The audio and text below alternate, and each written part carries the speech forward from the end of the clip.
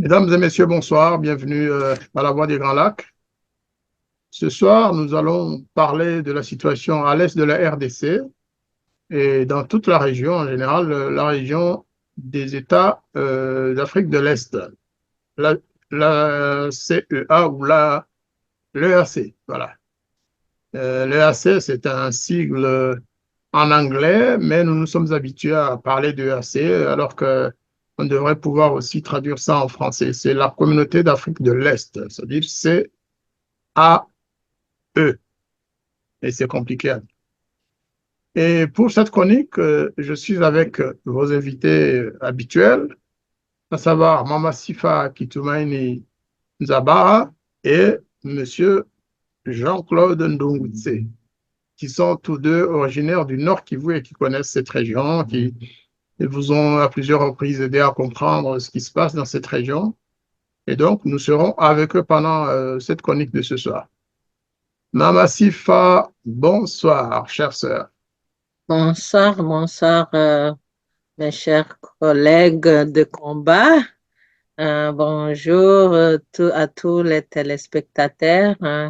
Bonjour à tous les Massissois, les gens de Rutshuru, de toute la région, en fait, des Grands Lacs. Je vous salue. J'espère que nous aurons un beau débat sur la situation dans notre région, la situation sécuritaire, bien sûr. Voilà, Jean-Claude Merci. Côté, bonsoir. Et donc, Oui, bonsoir, bonsoir. Vous êtes Mousalendo aussi, hein, donc je commence par vous. Bonsoir, parce que aujourd'hui même, hein, pas plus tard qu'aujourd'hui, j'ai eu un coup de fil de quelqu'un de Goma qui me dit, bravo, vous êtes vraiment des grands Ouazalendo, parce qu'ici, on parle de vous, hein, voilà. J'ai dit, les grands Mousalendo aussi, c'est l'ambassadeur Jean-Marie Vianney, parce que sans lui, grâce à lui, justement, on passe nos idées. Non, non, en tout cas, nous sommes appréciés, parce que nous sommes des Ouazalendo, nous aussi. Donc, je salue les gens de Goma, les gens de Massissi, les gens de Ruchou, les gens du Congo en général. Et j'espère que nous aurons un beau débat. merci beaucoup. Je confirme que je suis un grand Mouzalendo, mais la Mouzalendo de Ouazalendo, c'est Mama Sifa, bien sûr. Et d'ailleurs, je vais commencer par elle, hein. Je vais lui demander, je sais qu'elle a été très occupée cette semaine, elle n'a peut-être pas tout suivi, mais chère Mama Sifa, est-ce que vous pouvez nous brosser en quelques mots la situation sécuritaire dans le Nord Kivu, précisément Massissi, Rutshuru, Kirorirwe, Kichanga, Mushaki et ailleurs dans cette région. Après la déclaration du cessez-le-feu demandé par le Rwanda, mais que l'on prête aux États-Unis. Ou alors c'est les deux. Ben, selon les informations que moi j'ai reçues de différentes sources, ils disent qu'il y a pas de combat pour le moment. On dit accalmie, mais certains membres de la société civile ont observé des mouvements de militaires rwandais d'ici et là. Donc, même si le Rwanda demandait le cessez-le-feu, mais on sait son jeu. Donc, il y a pas le cessez-le-feu pour eux. Donc, pour moi, je pense qu'ils se préparent pour faire une attaque de grande envergure pour cette fois-ci. Et selon les infos, le but principal, c'est pour empêcher les élections de prendre pas de place. Mais j'ai l'espoir que les Ouazalendo sont au courant et ils se préparent en conséquence. Donc, c'est ça, ce que je connais de la situation actuelle. Euh, je parlais avec une autre personne qui m'a dit que il paraîtrait que le M23 s'est retiré de Karouba, mais les autres disent que la journée, il faut semblant de se retirer, mais il se déplace pendant la nuit.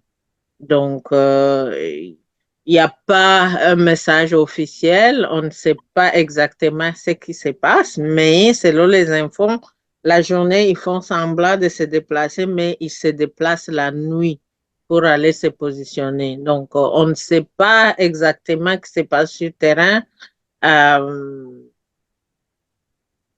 mais comme je viens de le dire, moi j'ai espoir que les Ouazalènes se préparent en conséquence. Et j'espère que le gouvernement aussi congolais doit savoir avec qui ils font face. Donc, ce sont des gens mythomanes, qui disent des mensonges. Donc, même les Américains, moi, je ne crois pas à ce qu'ils disent. Donc, on verra, on saura la suite. Merci. Merci beaucoup. Jean-Claude Ndungutse, quelles sont Moi, les d'ailleurs, informations que je vous n'ai pas détiendrez cru. éventuellement? Oui, moi, je n'ai pas cru une seconde aux déclarations des Américains quand ils ont demandé de cesser le feu. Parce qu'ils ont demandé de cesser le feu, moi, je me suis dit, j'aime utiliser le terme Yangui sous roche parce que croire aux Américains, moi, je me suis dit, parce que c'est que, comme dit Mamassif, moi, j'ai discuté avec les gens, il faut semblant de partir. Il y a des mouvements de troupes encore rwandaises qui bougent vers le Congo encore, qui entrent. Et donc, je dis que le jeu des Américains. Et les drones sont là, que le jeu des Américains. Je dis double jeu. Et là, je me dis, mais de toute façon, ce qui est bien, c'est que les gens sont conscients maintenant, ils le savent, c'est leur politique. En fait, ce que je dis toujours, ce qui s'est passé au Rwanda, j'allais dire, c'était une bonne leçon pour les Congolais, parce qu'ils savent que ce gens-là, ils négocient toujours ces talk and fat.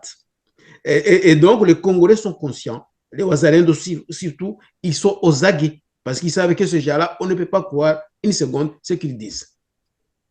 D'accord. Est-ce que vous aurez entendu une rumeur qui prétend qu'en fait, au lieu de se retirer le jour de début du cessez-le-feu, en réalité, le Rwanda aurait même envoyé plus de troupes à Mushaki, dans la région où En tout cas, des rumeurs qui circulent, c'est qu'il faut semblant de bouger la journée, mais la nuit, ils se dispersent en fait dans les villages et la nuit, ils reviennent. Mais Donc, il y là a, où le bas blesse. il y a des rumeurs. Il y a des rumeurs. Maintenant, ils ont changé de stratégie. Donc, les M23, ils prennent de jeunes enfants, ils les envoient dans les zones où il y a les Ouazalendou pour recueillir des informations. Et puis, après, ces enfants vont donner les infos. Ils payent quand même $100 selon les infos aux enfants. Ils donnent une mission pour être des espions. Donc, mais là, comme je viens de le dire, la journée, ils font semblant de se déplacer, mais les troupes se déplacent la nuit. Donc, pendant la journée, on ne peut pas le voir, mais la nuit, ils ont creusé des trous, ils sont dans les trous. Peut-être ils attendent le jour J. Donc, ils sont là, ils se déplacent. Le Rwanda renforce ses effectifs. Donc, ils sont là. Ils n'ont pas bougé. Ils n'ont pas bougé. Par contre, ils progressent, mais ils progressent la nuit. On va emboîter le pas de Massif parce que, en parlant de $100, je dis aux gens de faire très attention. Parce qu'on sait, dans la première guerre de 1997, 97, beaucoup de généraux étaient corrompus, mais par des faux dollars. C'est des faux dollars qu'ils sont en train de distribuer, qu'ils fassent gaffe. Demain, ils seront arrêtés parce qu'ils vont dépenser des faux dollars et ils seront arrêtés. Parce qu'on a eu le cas, beaucoup de généraux qui avaient des valises de dollars alors que c'était des faux dollars. Alors, il y a aussi un autre aspect quand même qui mérite qu'on se pose quelques questions. S'il y a un cessez-le-feu pour permettre le retrait des rebelles ou des forces occupant Mushaki, plus la route de Kichanga qui relie Roué, ce n'est pas pour dire aux Congolais d'abandonner leur souveraineté sur ce territoire. Pourquoi, lorsque les troupes du M23 RDF se retirent de Mushaki et de la route qui va vers Kiroyou, pourquoi l'État congolais ne prend pas position de cette zone pour la sécuriser? Autrement, si c'est vraiment les Américains qui ont demandé ce cessez-le-feu et ce retrait, ça veut dire qu'ils demandent au gouvernement de Kinshasa d'abandonner leur souveraineté quelque part sur cette zone-là. Qu'est-ce que vous en pensez? Vous pensez que c'est logique de demander le retrait sans en même temps en garantir l'occupation par l'armée nationale et les autorités nationales? C'est pas logique du tout. C'est pas logique du tout parce que déjà, moi, je me dis toujours, attention, c'est la balkanisation qui est toujours la ligne de mire. C'est la balkanisation qui est toujours la ligne de mire, mais les Congolais ne vont pas céder. Moi, je pense que le jeu des Américains, c'est pour ça que j'ai dit, les Congolais, surtout la sécurité de Tshisekedi, ils doivent faire très, très, très attention, parce que toujours ces délais, ces prolongements des délais, Abiyarimana qui va en Tanzanie, on retarde de la réunion jusqu'à tard dans la nuit pour avoir l'occasion pour abattre l'avion. Donc, ces prolongements, ils peuvent se préparer quelque chose de pire. Donc, il faut vraiment faire très attention. Il faut faire très attention. Mama Sifa, est-ce que vous aurez des informations sur justement qui contrôle après le soi-disant retrait par ceux qui occupaient Mouchaki et la région indiquée? Est-ce qu'il y a un vide ou bien vous pensez qu'en fait rien ne s'est jamais passé depuis? Et pourquoi les Américains qui auraient demandé euh, le retrait, qui auraient demandé le cessez-le-feu et qui disent qu'ils ont le contrôle sur cette région par voie de drone, pourquoi ils ne disent pas, écoutez, là vous jouez faux, vous trichez? Ben moi, je pense qu'ils ne se sont pas retirés de toutes les façons. Sinon, on aurait pu voir l'armée ou les Ouazalendo occuper cette partie. Donc, le M23 est toujours là, comme on vient de le dire. Donc, la journée, ils font semblant de se déplacer, mais ils sont toujours là. Donc, la balkanisation, on le sait toujours que c'est un plan qui a été planifié pendant des années. Et bien qu'ils ont eu toujours des empêchements, comme on voit la naissance de Ouazalendo, de Vaya Ouazalendo, qui ont frappé fort. Donc, ils ont empêché ces plans maléfiques de se réaliser. Donc, je pense que le plan est toujours là. Donc, mais la balkanisation, si ce n'était pas l'action de Ouazalendo, qui sait ce qui aurait pu se faire, qui aurait arrivé. Donc, c'est pourquoi je remercie toujours le Ouazalendo d'être là et très vigilant. Je pense que la situation c'est, ça s'est réglé en quelque sorte. C'est quelque part une sorte de marché de dupes, hein, parce que on demande un cessez-le-feu, une trêve de 72 heures. Entre-temps, on laisse les parties décider de ce qu'elles doivent faire, mais on ne donne pas le choix au gouvernement congolais ni à la population congolaise de la place.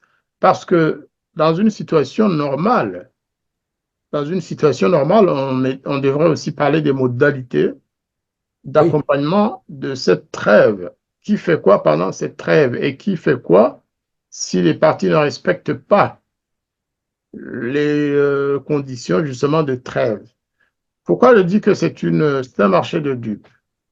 Cela, on l'a vu lorsqu'il s'agissait de l'EAC, des contingents EAC. Maintenant, on le voit lorsqu'il s'agit d'une trêve avec le M23, avec le Rwanda d'ailleurs, parce que le communiqué des Américains était clair. Il s'adressait à la RDC et au Rwanda. Et ça, je ne vous coupe pas la parole, mais c'est la seule chose que j'ai aimé. C'est vrai, j'avais oublié de signaler ça. Le fait que le communiqué n'ait pas prononcé le mot de M23, ça a confirmé justement que le M23 n'existait pas. Voilà, c'est un fantôme qui est... Donc, c'est le Rwanda, en fait. C'est le Rwanda. Les Américains, quelque part, ont confirmé que c'est le Rwanda qui attaque le Congo. Ou qu'il existe, mais que c'est une marionnette de Kigali. Ouais. Et justement, là, aujourd'hui, certains disent que Kinshasa serait complice en fait de tout cela, parce que si Kinshasa observe ce qui se passe sur le terrain, qui ne se plaint pas du non-retrait, ben, vous seriez par exemple dans l'opposition, vous diriez, ah, nous l'avons toujours dit, le président Tshisekedi est complice avec le M23 et avec les agresseurs rwandais. C'est ça en fait qui passe dans l'opinion, parce que on ne parle pas beaucoup de la mise en application de cette décision de trêve de 72 heures. On n'en a pas beaucoup parlé. Même le porte-parole du gouvernement n'a pas beaucoup. C'est vrai qu'ils sont occupés aux élections, ça c'est sûr. Ils sont très occupés avec les élections, les campagnes diverses à gauche, à droite dans les provinces. Et cet aspect est oublié. À moins qu'on ne le fasse discrètement et qu'on exprime ce qu'on pense ou qu'on donne ses observations à l'initiateur officiellement américain. Est-ce que vous pensez que ce sont les États-Unis vraiment qui ont souhaité cette trêve et pourquoi d'ailleurs? Pourquoi Mouchaki seul? Pourquoi pas les autres endroits occupés? Pourquoi Mouchaki? Pourquoi la route vers... alors certains disent que ce serait pour laisser de la place aux troupes de la SADC. C'est ce que certains disent, que les États-Unis le font pour permettre à la SADC de s'installer quelque part. Bah, non, bah, moi, personnellement, c'est pas comme ça que je vois les choses. Parce que quand on dit Mouchaki, quand on voit l'axe Kichanga, Kilorerwa, ça monte vers. Bah, tout ça, c'est des lieux que je connais. Donc, vous quittez Kichanga, vous montez, vous êtes à Kilorerwa. Vous passez derrière Rushinga, vous êtes à Ruvunda, Kagu. Tout ça, s'ils occupent toutes cette zones-là, moi, je me dis, eh ben, ils sont en train de réoccuper tout Massissi. Donc, ils sont en train de réoccuper tout Massissi. On dit, bon, là, mais on n'a pas vu toutes ces troupes rentrer. D'où ils venaient? Non. Ils sont où? Où est-ce qu'ils sont partis? Cessez le feu, vous allez où après? Donc là, ils sont là. Ils sont toujours là. Ils sont en train de réoccuper Massissi en douceur. D'ailleurs, moi, je suis inquiète parce que la population, une partie de la population qui était réfugiée, j'ai entendu qu'il y a le cessez-le-feu, il commence à retourner, ce qui m'inquiète beaucoup parce que cette population va être comme les otages des M23 parce que pour la population, ils sont fatigués et veulent retourner. Mais à cause des informations qui ont passé que le M23 va se retirer, les gens reviennent. Ce qui n'est pas vrai. Donc, je pense qu'il y a eu des négociations tacites. Ils nous ont dit ce qu'ils voulaient que nous, on sache. Mais la vraie raison de ces seuls faits, c'est les Américains et la personne qui a demandé ces seuls faits qui connaissent les raisons.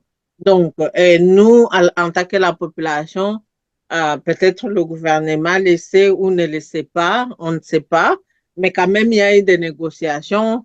Si quand même ça a été passé à des médias, donc, et on le voit sur le terrain, donc il y a eu des négociations, ce n'était pas des négociations ouvertes, c'était en secret, mais pour les raisons derrière ça, les deux camps le connaissent.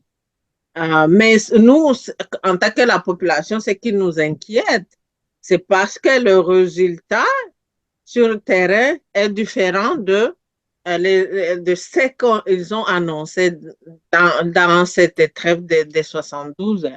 Donc, les gens s'attendaient à ce que le M23 se retire et retourne dans leur position initiale.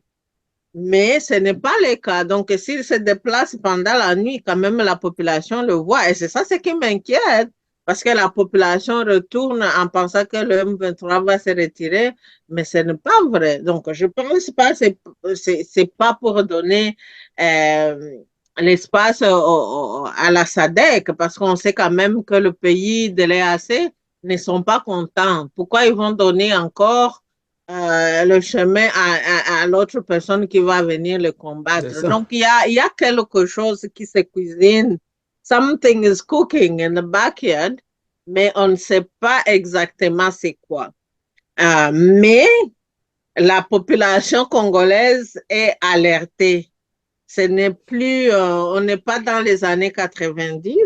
On sait qu'il y a quelque chose de maléfique qui est en train de se préparer quelque part. Et la population, les Ouazalendou, ils sont conscients de ça, donc ils se préparent parce que je suis sûr et certain qu'ils n'ont pas été associés à ces négociations. Donc, mais on sait quand même qu'on a l'ennemi qui ne veut pas la paix pour le Congo. Et c'est ça, il ne faut pas dormir. Donc, même si on a une trêve de 72 heures, j'ai entendu que ça a été prolongé pour 15 jours. Moi, je m'en fous que ça soit un mois, mais il faut que ce temps, on l'utilise bien pour bien se préparer en conséquence. C'est le talk and fight dont Jean-Claude Ndunguti a parlé. Mhm. Effectivement, de toute façon, ça fait partie de la stratégie de Kagame de toujours. C'est Museveni qui l'a en Afrique mis en application le premier, Museveni Kagame, ensuite au Rwanda. Ça a toujours été comme ça. Le talk and fight, ça veut dire discuter, faire semblant de dialoguer, de négocier, alors qu'en fait, vous mettez en place des éléments pour poursuivre la guerre et voir vous augmenter les moyens de pression militaire plutôt. Et c'est ce qui se passe dans la région du Nord Kivu. Alors, il y a bien sûr cette trêve, mais il y a aussi le retrait progressif des contingents EAC. Est-ce que vous avez des informations récentes sur la réalité de ce retrait ou alors c'est aussi un bluff? Là aussi, c'est un bluff parce que là, je parlais de.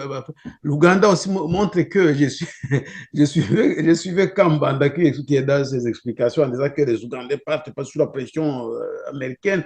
Très bien. Sauf que ceux qui sont sur place, ils nous disent que c'est la même chose, c'est le même scénario. En fait, il n'y a pas l'Ouganda, il n'y a pas le Rwanda, c'est la même chose, c'est blanc, bonnet, bonnet, blanc. Donc là c'est le même scénario. Vous venez de le dire que le maître, c'est l'Ouganda. Donc l'élève a appris que l'élève soit. Donc, selon C'est les la même chose. infos, moi, j'ai entendu qu'ils font semblant de se retirer, Mais oui. mais en PIA aussi, mais après, ils retournent dans la tenue du Rwanda. Donc, c'est difficile de savoir ce qui se passe. De toutes les façons, il n'y a pas les troupes il n'y a pas les Wazalendo dans les zones occupées par le M23 ou les troupes ou une commission indépendante qui va confirmer qu'ils sont partis ou pas. Donc, ça, ils peuvent filmer quelque chose qui sont en train de partir, mais on ne sait pas. C'est pourquoi on doit être alerté, on attend toujours, on attend ce qui va se suivre. La seule chose que je sais, la guerre va commencer. Ça, on n'a pas encore vu la guerre, parce que je suis sûr et certain que les gens qui sont venus au Congo ne sont pas contents. Le fait que le gouvernement lui-même avait décidé de chasser les athées, Et puis, il faut certains faire un lien. pays. Il faut faire un lien entre ce qui se passe et l'avènement de colonel Nanga au Kenya. Moi, j'ai fait un lien. Voilà. On Ouais, va c'est y ça. arriver, on va en parler tout à l'heure. Ouais. Donc, je voulais dire que la guerre va commencer. On n'a pas encore vu la guerre. Donc, je pense que le Rwanda, en attaquant les 2 ans passés, ils pensaient qu'ils vont occuper la région comme ils le faisaient toujours. Ça n'a pas marché, donc il fallait se préparer en conséquence. Donc, et voilà. Et voilà, les masques tombent parce que le gouvernement a décidé autrement. Donc, ils ont provoqué, ils s'attendaient à des résultats qui n'ont pas été, bien sûr, les résultats escomptés. Donc, ils doivent changer de stratégie.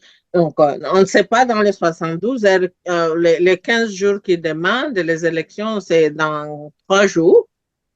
Qu'est-ce qui se prépare? Donc, il faut être vigilant et j'appelle aussi la population à être vigilante parce que la guerre va commencer. Il n'y a pas la guerre.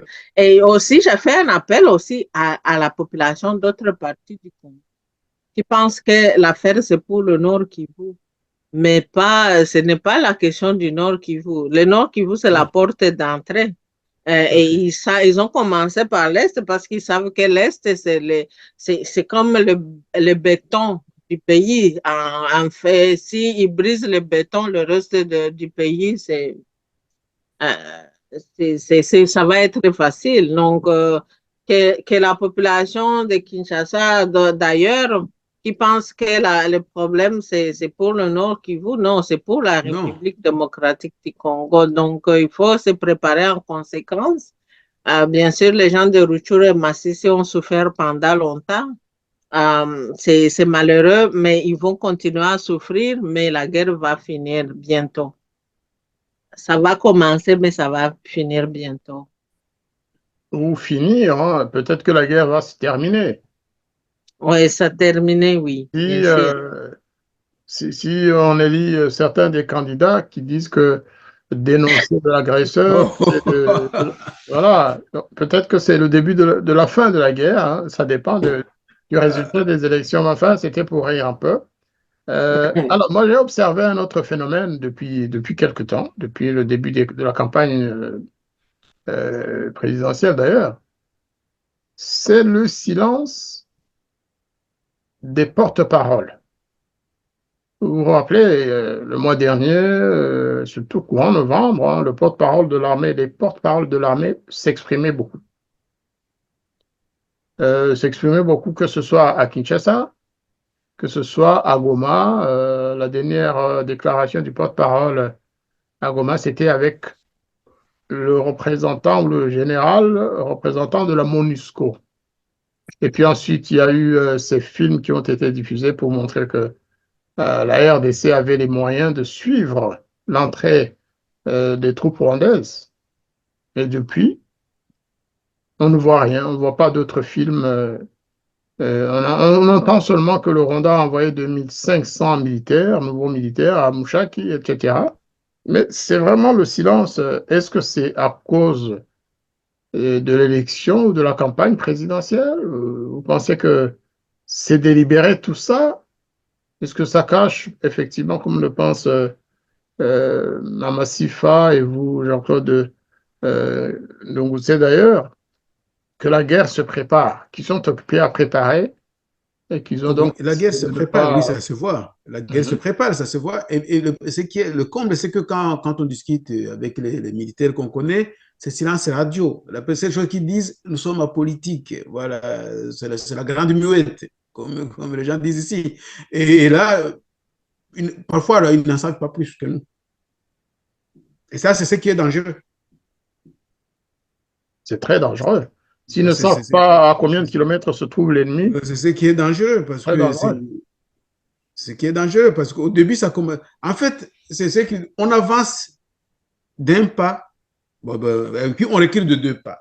Là, on avait mis en place des choses, la réorganisation de Ouazalendo et tout qu'on sort, et puis du coup, plus rien. Et là, on s'est dit, il y a quelque chose qui cloche. Pendant que l'ennemi, lui, vous regarde et sait où vous êtes, Oui, qu'il y a des drones américains qui informent on ne sait pas qui, et puis un jour, on vous frappe. voilà. Bah, oui, il y a ça, mais moi, je sais que la population, bien sûr, les drones peuvent regarder à partir de l'air et dire des choses à des partis qu'ils soutiennent. Euh, Moi, ça ne m'inquiète pas tant que ça. Ce qui m'inquiéterait plus, c'est la population de penser que la guerre est terminée. C'est Ouais. ça. Ça, c'est ça ma préoccupation parce que j'ai eu des informations qu'il y avait une partie de la population qui regagnait leur village parce que le message est passé que les M23 vont se retirer. Et c'est là où le gouvernement devrait passer un message pour informer la population de rester là où elle est pendant que la situation se résout. Et sinon, la population a pensé que oui, le problème est déjà résolu, la population rentre, mais cette population va être sacrifiée comme tout ce qu'on a vu à Kishiche et partout ailleurs, parce qu'ils ont parlé de Kishiche parce que c'était quelque chose qui a résonné beaucoup, mais ils ont fait des massacres ici et là qui n'ont même pas été mentionnés dans tout ce qu'ils disent. Donc, je pense que la population, une partie de la population qui est sur le terrain savent que le M23 est là et se déplace la nuit, ils se cachent dans des trous quelque part. Donc, ils sont là. Euh, mais la population qui est dans le camp des réfugiés, qui pense que la paix est revenue, c'est ça, cette Ouais. partie de la population qui est en train de rentrer. Mais euh, je sais qu'il y a quelque chose qui se cuisine comme Kagame, c'est gamin qui est habitué à voir tout ce qu'il veut. Donc, s'il veut quelque chose, il doit l'avoir. C'est un enfant de l'Américain, son père, sa mère qui ont donné des bénédictions. Donc, peut-être il a demandé ces 72 heures ou ces 15 jours pour se préparer. Mais j'aime, il y a le fait social, on dit, les politiciens peuvent faire leur, le choix rationnel, mais ils ne savent pas comment ça va se passer. C'est pourquoi quand même ils sont passés 2 ans à se battre avec nos jeunes Ouazalendou dans le massif, une armée qui s'est entraînée pendant 30 ans. Donc, Oui, donc c'est pas facile, la population, laisser les Ouazalendou, laisser la population, bien sûr, qui est sur le terrain, qui n'a pas fui. Donc, ils savent où il y a où se cache le M23. Donc, je pense que le gouvernement faire le silence radio, ils ont l'air raison que la raison ne connaît pas, mais la population est prête. Le Ouazalendou, on est prêt. Et la guerre, oui, on sait que la guerre, il y a quelque chose qui se cuisine, la guerre n'est pas encore terminée. Et puis, il y a la campagne, les élections, il y a beaucoup de choses qui se passent. Et surtout, une autre chose que je pense, peut-être ils attendent pour voir si ce Tshisekedi va passer ou pas, ne va pas passer. Ou s'il passe, ce qui va se passer après. Après mercredi, c'est ça. Donc, chacun se trouve dans ses positions en attendant ce qui va se passer le 20. Moi, c'est ça ce que je pense. Tout le monde garde ses positions en attendant mercredi. Donc, mercredi, mais de toutes les façons, les résultats ne sont pas annoncés le même jour. Donc, mais quand même, on saura ce qui va se passer après. Il y a d'autres conspiracy theories. Espérons que ce sont des conspiracy theories, qu'il y a un coup d'État qui se prépare à Kinshasa contre Tshisekedi si une fois il passe, mais c'est vrai, c'est faux, on ne sait pas, mais quand même toutes les options sont oh, possibles au tout est Congo. possible. Oui, C'est pas la première fois, ce n'est pas la deuxième fois, donc il faut quand même aussi y penser et prendre des précautions s'il y a des gens qui sont mal intentionnés, qui ne sont pas contents de tout ce qui se passe, ils peuvent aussi planifier ça. Parce que ça passe toujours dans les oreilles. Et en tout cas, il faut quand même être prêt. Tout est possible au Congo. Tout est non, moi je possible au pense plutôt, Congo moi et je tout pense est aussi. possible contre le Congo. On Ouais, l'a dit tout à l'heure, on l'a ouais. mentionné, il y a eu depuis 3 jours, il y a eu création d'un front, d'une alliance anti-Tshisekedi et anti-Congo, en réalité. Et cela se passait à Nairobi, Ouais. sous le parrainage du gouvernement kényan, le même gouvernement kényan qui a deux rôles dans le conflit congolais. Premier rôle, c'est que l'ancien président Uhuru Kenyatta est le médiateur, en tout cas au niveau du processus de Nairobi. Et ensuite, le président Ruto est membre de l'EAC, bien sûr, mais que les contingents kenyans viennent à peine de quitter le Congo. Et donc, que cela se soit passé au Kenya est très étonnant, voire choquant pour beaucoup, même scandaleux pour le gouvernement congolais. Nous allons proposer à nos auditeurs l'interview du ministre des Affaires étrangères, le Tundula, vice-premier ministre. Non, avant cela, je vais ajouter une chose, si c'est que Mamassif venait de dire. En fait, il redoute plutôt, moi c'est ce que je pense, il redoute plutôt la réélection de Tshisekedi parce que si Tshisekedi est réélu, il sera un président légitime parce que sa légitimité ne sera plus contestée parce que là-bas, il a été toujours accusé de quelqu'un de mal élu, parce que Kabila qui a son parrain qui lui a donné le pouvoir, etc., etc. Maintenant, il redoute justement sa réélection. S'il était réélu, maintenant, sa légitimité, il va utiliser sa légitimité justement pour conduire la guerre. Maintenant, il aura le coup de franche. Et là, je pense qu'il redoute. Et d'ailleurs, je reviens sur ce que Jean-Marie nous avait dit, que Museveni avait proposé à Tshisekedi, il faut utiliser les jeunes. En fait, c'était pour les sonder. Parce que Museveni sait, c'est un seigneur de guerre, c'est qu'une guerre dans laquelle la population rentre dedans, il sera difficile de la gagner. Donc, il voulait sonder. Donc, Tshisekedi, je pense qu'il a été malade. Il dit non, non, non, ils vont se retourner contre nous. Je n'y pense même pas. Mais après, Tshisekedi, Museveni a été surpris de voir que les Ouazalènes sont nés. Moi, je pense que c'est ça. Il redoute sa réélection. C'est mon avis. Voilà, c'est bien d'avoir mentionné ça, effectivement. Je reviens sur ce que je proposais qu'on écoute le vice-premier ministre, ministre des Affaires étrangères, le Tundula Apala, après la création de ce front. C'est un front militaire et politique et qui a été lancé par l'ancien président de la CENI à l'époque de Kabila, M. Nanga, Corneille Nanga. Mais au-delà de ça, c'est une alliance parce qu'il est avec le M23. Bien sûr, ça veut dire le Rwanda, parce que Corneille Nanga est passé à plusieurs reprises à Kigali. On l'avait signalé dans une de nos émissions. Et puis, ils sont avec Kilwaneho. Kilwaneho, ça veut dire les Banyamulenge du Sud Kivu, ceux qui ont refusé de déposer les armes. Et avec d'autres groupes, un groupe du nord de Kisangani, je pense. Hein, donc, vraiment du Haut-Tuélé, parce que Monsieur Corneille Nanga est originaire de là-bas. Est-ce qu'il a une force militaire de ce côté-là? On ne sait pas. Mais certains disent même qu'il serait allié avec le candidat Katumbi.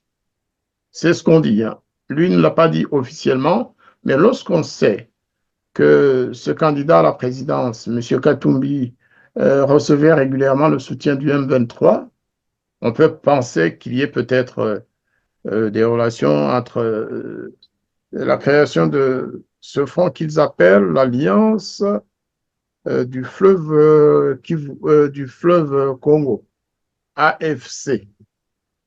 Alors, le ministre Lutundula a donc donné une interview et il y a eu, c'est sur Twitter que j'ai lu cela. Hier notamment, ils avaient signalé que l'ambassadeur du Kenya avait été convoqué ce samedi, c'est-à-dire hier, 16 décembre 2023, au MINAFET, aux Affaires étrangères, pour fournir des explications au vice-premier ministre Kazadi Pita. Kazadi Pita, je crois qu'il est ministre de l'Intérieur, n'est-ce pas? Et sur le lancement vendredi à Nairobi d'une coalition politico-militaire. Je vais passer l'interview, mais entre-temps, il y a eu beaucoup de réactions de Congolais. Il y en a qui disent que la RDC devrait rompre carrément les relations diplomatiques avec le Kenya et l'Ouganda. D'autres disent que la RDC devrait se retirer de l'EAC. Comme on l'a toujours su, beaucoup de Congolais ne sont pas du tout d'accord de poursuivre le petit chemin avec ce qu'ils appellent les traîtres. Et en l'occurrence, on peut vraiment affirmer que le Kenya a trahi la RDC et l'EAC d'ailleurs en général, sauf s'il y a un accord quelque part caché entre le Kenya et les autres pays de l'EAC. Voici donc la déclaration que le ministre Lutundula a faite. C'était hier. Hein? C'est une vidéo. J'espère que Top Congo qui a sorti cette vidéo, mais qui est passée sur le compte Twitter X, donc, du MINAFET congolais. À partir de là, c'est public, donc on peut l'utiliser. On va donc écouter cela. On va écouter cela. 88.4 Top Congo FM. L'invité. Prolongation du mandat de la MONUSCO, le gouvernement congolais a-t-il reculé face à la pression internationale à quand l'arrivée des contingents de la force de la SADC? La réponse avec le vice-premier ministre en charge des Affaires étrangères, Christophe Lutundula, est l'invité de la rédaction. Christophe Lutundula, bonjour. Oui, bonjour. Pourquoi la RDC a accepté la prolongation du mandat de la MONUSCO, prolongation d'une année? Oui, je pense que la première chose à faire, c'est de prendre connaissance de la note du comité conjoint MONUSCO-RDC qui expose les conclusions. Alors là, le ministre parle surtout de la MONUSCO. Bien sûr que ça nous concerne, puisque la MONUSCO a accepté aussi de retirer ses troupes. Et comme vous allez le voir, c'est un long processus. Apparemment, ça devrait aller jusqu'en 2025. d'après ce que dit le ministre Lutundula. Suivons, mais je voulais surtout aller vers la fin de son discours, de son interview, où il parle en quelques mots de la coalition de Nairobi. De nos discussions conformément à la déclaration du président du Conseil de sécurité du 16 octobre, qui nous a demandé justement de réfléchir sur les modalités pratiques du retrait de la MONUSCO conformément à la requête de l'État congolais dans laquelle il est clairement question du retrait accéléré, progressif, responsable et réussi de la MONUSCO. Deuxièmement, un peu de la patience de la part de nos compatriotes pour attendre la résolution du Conseil de sécurité qui ne sera adoptée que 3 mois. Nous ferons une évaluation technique et c'est important. Après 3 mois, on peut penser raisonnablement au mois d'avril. Nous allons évaluer et décider maintenant du retrait, soit de l'Ituri, soit du Nord Kivu. Après 6 mois, au mois de juin, nous aurons une évaluation stratégique et politique. Mais s'il apparaît quelque part qu'il y a tel point qu'il faut redresser, nous devrions le faire. L'objectif, ce n'est pas de dire que la MONUSCO est partie, c'est de dire que la MONUSCO est partie et tout marche. La MONUSCO va continuer à appuyer les FARDC dans la traque des forces négatives, dans la sécurisation des populations. Ça se passera comment? Lorsqu'on a décidé de retourner à la MONUSCO il y a 5 ans, nous avions un programme de retrait qui reposait sur 18 piliers ou 18 jalons. Lorsque la RDC, à travers son chef d'État, a demandé qu'on puisse accélérer le retrait de la MONUSCO, nous avons retravaillé le plan de transition et le plan du retrait, du départ. On l'a ramené à 4 piliers, de 18 à 4. Le premier, c'est la sécurité, qui devra continuer. Le deuxième, c'est la protection de la population civile. Le troisième, c'est l'accompagnement électoral. Et le quatrième, c'est la réalisation, la mise en œuvre du programme de démobilisation, désarmement, relèvement communautaire et stabilisation. Alors, comme vous le voyez, effectivement, il y a beaucoup qui portent sur la MONUSCO dans cette interview du ministre Lutundula. Mais on peut avancer peut-être pour lui permettre de parler des accords. Aujourd'hui aussi, les forces de l'EAC sont en train de partir, mais il y a risque que les insurgés viennent réoccuper les coins qui ont été, disons, laissés par les éléments de la force régionale de l'EAC. Bon, que les insurgés attrapent la folie de venir occuper ces lieux, je dis à risque et péril. Nous ne devons pas le permettre, le président est très clair là-dessus. On parle aussi d'une trêve sollicitée par les États-Unis d'Amérique pour baisser la tension. Est-ce qu'il y a cette trêve? C'est officiel. Une déclaration des États-Unis. C'est vrai, il y a une proposition qui a été faite. Attendez là, les gens meurent chez nous. Les richesses qui sont exploitées sont congolaises. Les populations déplacées, ce sont les nôtres. Qu'on dise qu'il y a une trêve, nous ne pouvons pas nous dire non. Il n'y a pas de trêve. Mais ce que nous disons, la vraie trêve, c'est celle qui consiste à obtenir le retrait effectif des troupes rwandaises. Nous, on a toujours respecté nos engagements. C'est très clair. Nous espérons que l'initiative américaine sera exécutée, cette fois-ci, par le Rwanda, en respectant ses engagements, notamment en retirant ses troupes du territoire congolais. Oui, mais la trêve, elle est là, mais l'armée rwandaise continue d'entrer. Il y a des équipes d'avance qui sont déjà là, ça avance bien. D'ici la semaine prochaine, nous serons très faits. Et est-ce que ces efforts de paix ne vont pas être plombés par cette nouvelle coalition créée à Nairobi, au Kenya, où on voit l'ancien président de la CENI, Corneille Nangaa, aux côtés des rebelles du M23? Bon, ben, écoutez, chacun est libre de se faire rebelle. Hein. Et à ce risque et péril, notre gouvernement est fondé à demander des explications au gouvernement kenyan, d'autant plus que M. Corneille Nangaa a vanté le soutien et remercié le soutien qu'ils auraient bénéficié du gouvernement kenyan. Je ne suis pas à Kinshasa, je suis dans le Sankoro, précisément à Katakoum, pour les besoins de la campagne électorale. Mais nous venons d'échanger avec mon collègue de l'Intérieur qu'il y a l'avantage d'être candidat dans la ville de Kinshasa pour que demain, à 11h, mon directeur de cabinet est instruit, il reçoive l'ambassadeur du Kenya à qui nous allons demander de nous donner des explications sur ce qui se passe, c'est gravissime, et le cas échéant, on n'hésitera pas d'exprimer notre désapprobation. Monsieur Christophe Lutundula, je vous dis merci. Vous avez compris que le ministre Lutundula n'est pas à Kinshasa et qu'il n'a pas la bonne information nécessairement et qu'il il s'exprime avec pas mal de réserves. Pas mal de réserves. C'est pour vous dire que les élections, plutôt la campagne électorale en cours, a quelques conséquences sur le fonctionnement normal de certaines institutions. Tout à fait.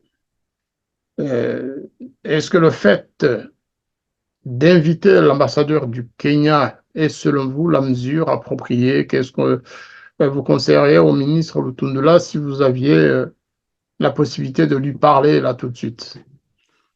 Oui, dans la diplomatie, oui. Convoquer l'ambassadeur, oui, pourquoi pas.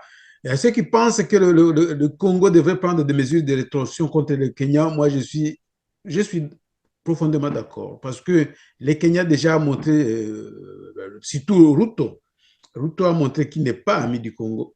Ruto l'a montré. Et d'ailleurs, j'aimerais que les Congolais comprennent une fois pour toutes cette histoire. Parce que n'oubliez pas que Colonel Nanga, c'était Hema. C'était Hema. Le colonel Nanga, c'était Hema. Donc, Ruto, c'est Nilotique. Museveni Kagame, je reviens. Il faut que les Congolais soient prudents, qu'ils sachent que cette guerre que l'on a, j'ai toujours dit que c'est une guerre qui oppose, malheureusement, je suis obligé de dire, qui oppose les Nilotiques contre les restes, contre les Bantous, il faut dire la vérité. Donc, colonel Nanga, c'était Hema. Le colonel Nanga avait l'archevêque Marini, Pierre Marini, qui était à un moment donné qui avait occupé le Sénat au Congo de 2003 en 2006, qui est Emma aussi. L'archevêque protestant, c'est responsable de l'église de Christ au Congo. Mais je pense aussi, Monseigneur Monsengo aussi. Voilà, donc c'est lui-là, donc ces gens-là. Maintenant, c'est lui qui a poussé, qui a poussé son pion, Nanga, pour obtenir la présidence de la CENI. Donc, tout ça, c'est une histoire. On est dans cette guerre qui oppose la bande nilotique à Museveni, cet empire, contre le reste, pour anéantir les autres populations. Mais la population congolaise ne va pas se laisser faire. La population de la région ne va pas se laisser faire. Et j'ai peur que même le Kenya, les gens vont se rendre compte que Ruto risque d'avoir des problèmes au Kenya aussi. Moi, je dirais, je suis un peu contre l'avis de s'attaquer au Kenya pour le moment. Parce que Ruto ne représente pas tous les Kenyans. C'est la même chose comme le Rwanda. Kagame ne représente pas tous les Rwandais.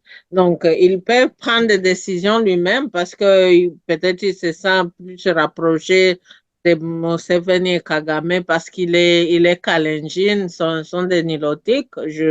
Mais je pense pas que le peuple kenyan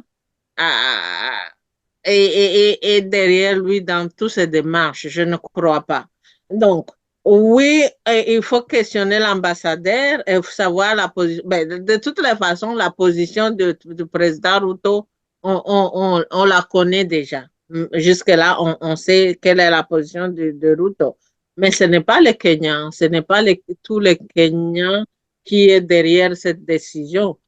Et j'ai vu certains disaient qu'il faut s'attaquer à la Equity Bank parce que c'est une banque kenyane. Mais il ne faut pas oublier aussi que les Congolais en profitent. Quand même, ils ont de l'argent dans toutes ces banques.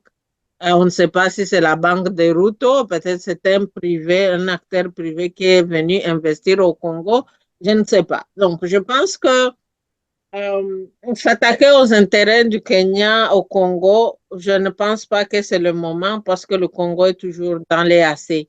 Et je ne conseillerais pas le Congo de se retirer de l'EAC. Moi, je suis toujours sur je tiens toujours à ma position initiale. Ce n'est pas le temps de se retirer dans l'EAC, sinon on va être dans le menu au lieu d'être sur la table.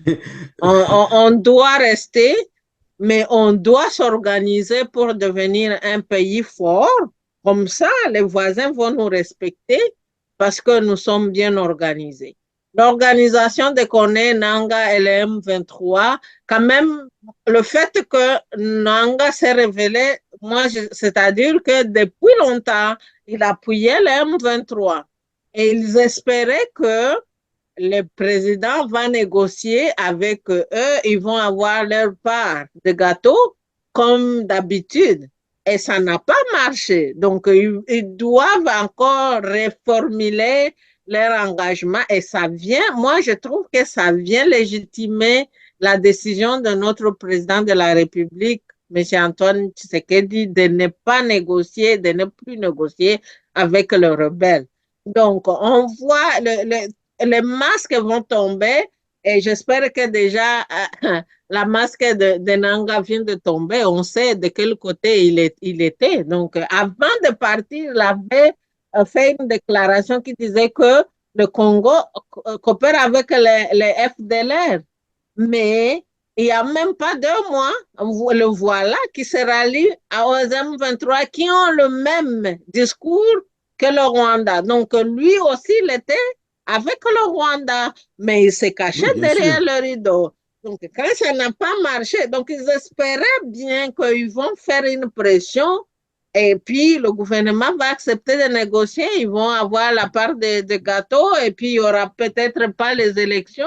Et maintenant, ils ont vu que ça ne marche pas. Donc, c'est pourquoi ils cherchent comment encore reformuler peut-être leur façon de travailler ensemble. Moi, je m'en fous qu'ils créent des mouvements 1001 fois. On en a connu plein. On a connu les RCD, on a connu les CNDP, M23-1, le M23-2. Et maintenant, c'est Congo Fleuve. Congo Fleuve. Et d'ailleurs, c'est bon parce que tous ces traîtres, ils se sont rassemblés dans un même parti, un mouvement politico-militaire des rebelles. Donc, on le sait déjà. Donc, moi, je pense que ça donne aussi l'occasion au gouvernement de voir comment se réorganiser. S'il pointait le jeu seulement aux M23, maintenant qu'ils réalisent que ce n'est plus seulement les M23, déjà les Twigwanéo sont rentrés dans... Donc, le Bayer, c'est le même, c'est le Rwanda. Donc, ils vont attaquer le sud, le nord, peut-être l'Ituri, parce que c'est la même gang. Avant, ils ne voulaient pas le dire ouvertement, mais maintenant, on le sait déjà. Donc, chez nous, on dit la pierre qui est visible ne peut pas abîmer la roue. Donc, c'est déjà, mais c'est un bon signal. Ils ont pensé que ça va nous intimider, mais c'est pour aider la population, le gouvernement de voir. Donc, ils ont fait le zoom. Maintenant, on voit clair ce qui se passe derrière les rideaux. Sauf que la gravité ou l'enjeu spécial, la gravité, c'est que c'est le Kenya qui a parrainé. Le Kenya, tu me dis, tu viens de nous dire que le Ruto ne représente pas tous les Kenyans. Et justement, c'est là où je dis, si le reste des Kenyans se rendent compte que Ruto est en train de les mener dans une voie sans issue, c'est là où je me dis, attention, Ruto risque d'avoir des problèmes aussi chez lui. Deuxième chose, c'est que l'EAC, moi je pense que c'est un scorpion qui est en train de se mordre la queue et qui finira par la tête. C'est comme ça que les scorpions meurent. Et il commence par la queue et il finit par la tête. Donc l'EAC, moi je pense que l'EAC risque de ne pas survivre de ces éléments de Museveni, Kagame et Ruto. C'est ça, ma peur, c'est ça. L'EAC risque de ne pas survivre de ça. L'EAC, moi je pense que risque d'être morné là, qui est en train de disparaître. Non, ça va être l'affaire de la CEDEAO. Ça va être comme la CEDEAO. Voilà, les gens vont se retirer de l'EAC, ils vont former une autre organisation qui est différente de l'EAC. Donc, l'EAC va exister. C'est comme une coquille, mais il y aura pas la consistance de l'EAC. Mais quand même, c'est mieux de rester là. Le nom est toujours là, du Congo. On ne peut pas se retirer maintenant. Parce que toutes les décisions qui doivent se prendre au nom de l'EAC, la RDC doit savoir, doit être là sur la table pour savoir c'est quoi ils sont en train de faire. Les arrangements entre le Congo et d'autres pays qui se sont montrés amis du Congo, ça peut ça peut se faire aussi, ce n'est pas interdit. L'autre chose que je vois quand même, l'histoire du Mali, de tous ces pays, on nous a renseigné quand même quelque chose. Moi, je pense que les pays de l'Occident a peur s'il y a des organisations locaux qui s'organisent, qui sont bien formées parce que c'est pas bon pour eux. Donc, c'est mieux, c'est à leur intérêt de détruire toutes ces organisations, entre autres l'EAC aussi. Parce que si les pays de l'Afrique centrale s'organisent, terminent la guerre, donc il faut rentrer par la grande porte et pas avec les rébellions pour avoir des matières premières du Congo. Donc, ce n'est pas à l'intérêt des Africains que l'EAC soit détruit, mais c'est à l'intérêt des Occidentaux. Et c'est pourquoi on voit tous ces gens, les marionnettes comme le président du Rwanda ou Kaguta, qui veulent s'éterniser sur le pouvoir, ils vont être utilisés toujours pour malmener d'autres pays, mais l'intérêt de l'ennemi, c'est pour détruire l'organisation locale, c'est pour nous détruire, comme ça on ne pourra pas s'organiser pour ne pas qu'il y ait stabilité. Donc, qu'on le veuille ou pas, quand même l'histoire de l'Afrique de l'Est nous a appris une chose. Il y aura toujours, mais les Américains sont très intelligents, on a vu qu'est-ce qu'ils ont fait au Mali ou au Niger. Donc, celui qui va être très malin, c'est lui qui va gagner du terrain. L'histoire de la géopolitique, donc, en fait, c'est là où je ne soutiens, en fait, ma position en bref, je ne soutiens pas l'idée de s'attaquer aux intérêts du Kenya au Congo parce que ce n'est pas les intérêts de Ruto. Ruto en tant que président, non. Parce qu'on ne sait pas si l'Equity Bank, c'est pour le Ruto seulement. Et d'ailleurs, quand j'étais au Congo, on me disait que les gens mangent les patates douces qui viennent du Kenya et de l'Ouganda. Donc, parce qu'à Massissi, il y avait la guerre, les gens ne cultivaient pas, c'était un peu difficile. Donc, tu vois quand même, avec les AC, les gens peuvent quand même, il y a du business, il y a du commerce, c'est pas toujours politique. Donc, on doit regarder ces Oui, autres aspects. mais ça, c'est assez dans son essence. Hein. C'est assez dans son essence politique, dans son essence économique. Mais quand l'EAC prend l'ampleur d'une essence idéologique, et ça, c'est autre chose. Et c'est ça le problème, c'est ça le danger de l'EAC, comme nous l'avons maintenant. Donc, il faut la réforme vraiment profonde, la refonte même de l'EAC pour que l'idéologie expansionniste, l'idéologie ethnico-politique et dominatrice, il faut que vraiment la réforme de l'EAC. Mais l'EAC, dans son essence, c'est une bonne chose. C'est que j'ai toujours dit. Peut-être ce n'était pas le moment de rentrer dans l'EAC. Je dis toujours que peut-être ce n'était pas le moment, est-ce que le moment était opportun, mais l'EAC, c'est toujours une bonne chose, ne serait-ce que pour la région de l'Est. Là, je suis d'accord. Mais il faut la réforme de l'EAC pour voir vraiment en profondeur. Voilà. Et si le Congo devenait plus fort, et si la donne change, parce que moi, je vois un Congo nouveau qui va qui va changer des choses. Si le Congo devient plus fort, on est dans l'EAC, quand même, on aura un grand mot à dire. On le parle dans le contexte de là où on voit le Congo dans le miroir, le lens d'un pays faible. Mais ce n'est pas ça. Le Congo est fort. Tout ce monde se rallie contre le Congo parce qu'ils ont vu qu'un pays seul ne peut pas nous dominer. C'est pourquoi les États-Unis et les Occidentaux et nos voisins se rallient pour nous battre parce qu'ils ont vu qu'un pays n'est pas capable de nous battre. C'est là où je dis le Congo est fort. Malgré il y a des dysfonctionnements ici et là, on est toujours fort. Ils vont toujours se rallier pour rentrer chez nous comme des voleurs pour avoir ce que nous avons. Nous, on ne va pas voler personne, mais les gens vont venir nous attaquer. Donc, c'est à notre responsabilité d'apprendre comment nous protéger, de protéger nos biens. Et c'est là où moi je me tiens. Tous ces gens, le volet déjà, on les connaît. On connaît que le Kenya n'est pas notre ami, on le sait.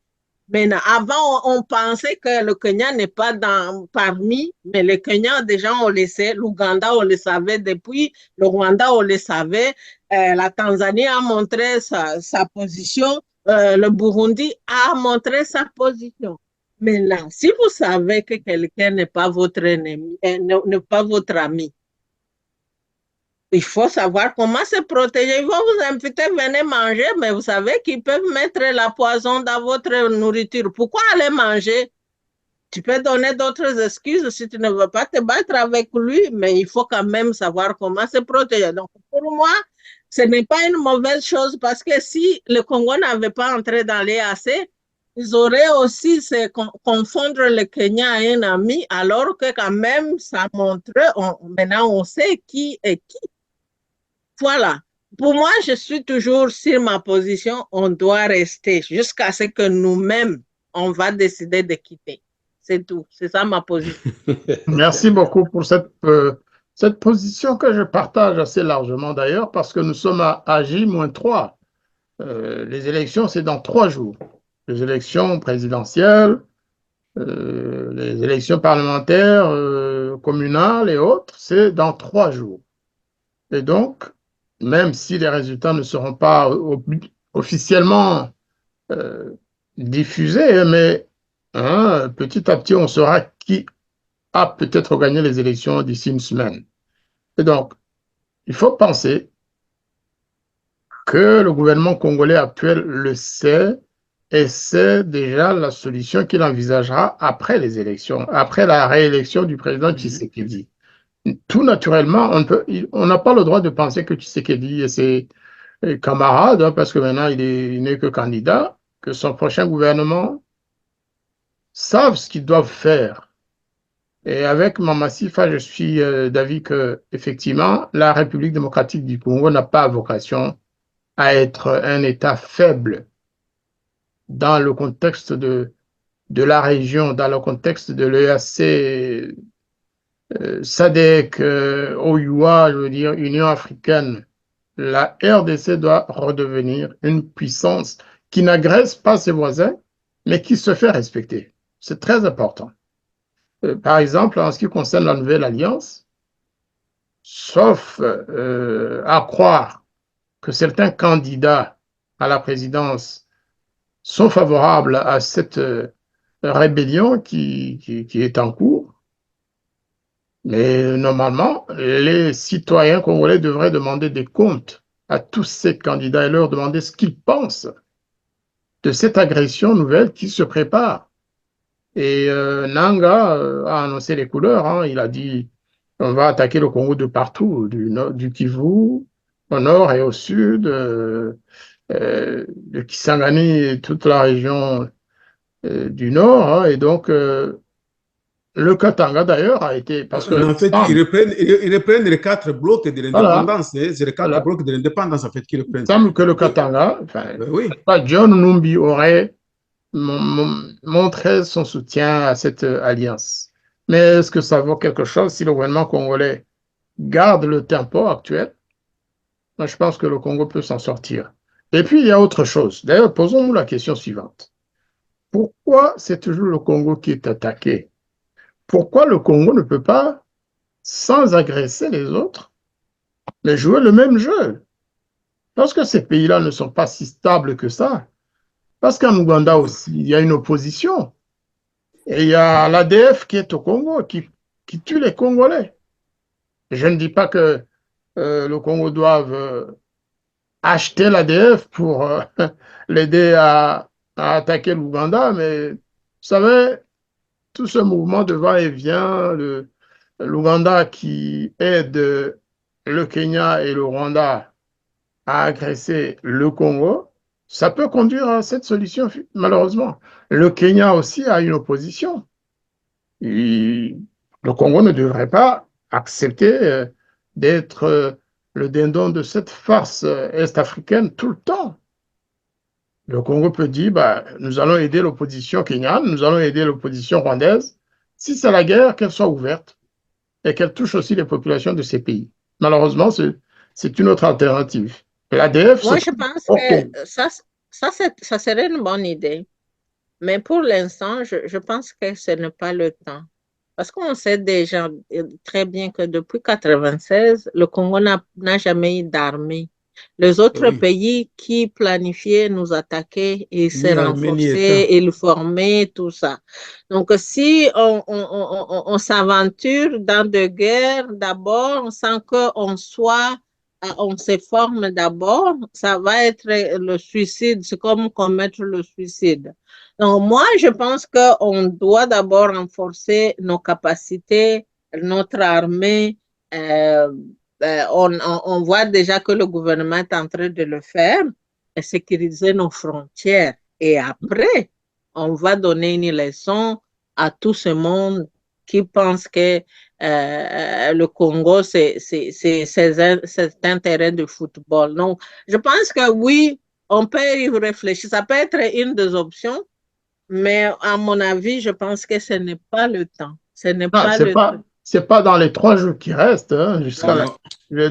dis, après les élections, Mhm. si le nouveau gouvernement, c'est celui de Tshisekedi, et si Tshisekedi garde la même politique et la même diplomatie, à un moment donné, il peut taper du poing sur la table pour dire, stop, vous m'agressez, je vous agresse. Si vous ne voulez pas être mes frères, si vous voulez me poignarder dans le dos, je ne peux pas continuer à vous dans le dos ou sur la poitrine, hein. Je ne peux pas me laisser faire tout le temps. De toute façon, un Justement, autre mon inquiétude, c'est ça, hein, parce que c'est l'effet peut cacher justement la préparation en sourdine et puis de la contestation de la réélection de Tshisekedi. C'est-à-dire Tshisekedi réélu et la contestation est là. Et c'est peut-être ces armées-là qui étaient en stand-by. C'est ces référents qui sont en train de préparer comment ils vont déclarer l'indépendance, la balkanisation. Sauf que ça ne va pas marcher. Ça prendra du temps que ça prendra, mais ça ne va pas marcher. Alors, dans ce Euh, contexte-là, est-ce que vous avez là, l'idée de... Mama Sifa, est-ce que vous auriez, par exemple, compte tenu du contexte actuel, est-ce que vous pensez qu'un autre candidat que Tshisekedi pourrait effectivement mettre fin à cette situation? Euh, Compte tenu de ses ralliements, d'ailleurs, au niveau des candidats, plusieurs candidats se sont mis ensemble derrière Katumbi. Il y en a d'autres qui commencent à aller du côté de Tshisekedi, dont notamment le dernier, c'était Chiani. voilà, Tchiani, l'homme Ouais. de père et mère, et certains autres, probablement avant 3 jours, je crois qu'il y en aura d'autres. Est-ce que ceux de l'opposition sont susceptibles d'arrêter cette guerre et de redonner confiance à la population congolaise? Moi, je me rappelle dans l'émission passée, j'ai mis l'emphase sur la stabilité de l'État. La stabilité de l'État, c'est très capital pour le développement d'un pays. Donc, on n'échange pas. Museveni n'est pas le meilleur président du monde, non, mais quand même, quand il arrive en Ouganda, il est resté, bien sûr, il est dictateur, il est resté là pendant presque 30 ans. Mais quand même, comme le pays est stable, tu rentres au village, tu vas voir quand même, il y a le développement, la population est en paix, voilà. Donc, le fait qu'ils vont nous vendre que oui, celui-ci est meilleur plus que l'autre, blablabla, ça, c'est du chantage, il n'y a rien qui va se passer. On va aux États ou au Canada. Le président qui travaille ne travaille pas seulement avec son parti qui a gagné, il travaille aussi avec l'opposition et le bénéfice c'est pour la population. Donc moi, ça ne m'intéresse pas du tout qu'on change de président ici et là, en espérant que les choses vont changer. On va toujours commencer à zéro, à zéro. Donc, moi, je soutiens la candidature de Tshisekedi, qu'il soit le meilleur ou pas, on a besoin de la stabilité au Congo. Et il faut que la population soit mature. Moi, j'insiste surtout sur la maturité du peuple congolais. C'est nous qui donnons le pouvoir, bien qu'on nous montre, certains politiciens veulent montrer que c'est eux qui ont le pouvoir. Non, c'est le peuple qui a le pouvoir.